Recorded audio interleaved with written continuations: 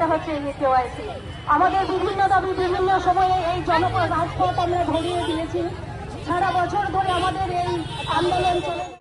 50 বছর চলছে এই আইসিডিএস প্রকল্প, 50 বছর চলছে, এটা 50 বছরে পড়েছে। এই 50 বছরে আমাদের রাজ্য সরকার আমাদেরকে দিচ্ছে 4,500 টাকা আর কেন্দ্রীয় সরকার দিচ্ছে 4,500 টাকা। রাজ্য সরকার আমাদের কাজের শেষে অর্থাৎ রিটায়ারমেন্টের পরে 5 লাখ টাকা ঘোষণা করেছে, 5 লাখ টাকা দিচ্ছে, কিন্তু কেন্দ্রীয় সরকার আমাদের জন্য 5 পয়সাও বরাদ্দ করেনি।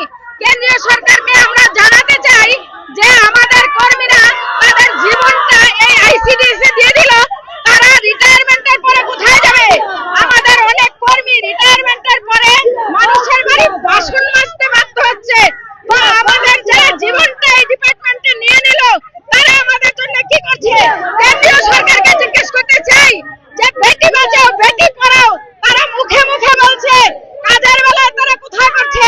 আমাদের রাজ্যে লক্ষ লক্ষ কর্মী আমরা আমাদের জীবন এই আইসিডিএস কে দিয়ে দিচ্ছি, কিন্তু আইসিডিএস এর এই কাজের বিনিময়ে আমরা আমাদের পেটের ভাত জোগাড় করতে পারছি না।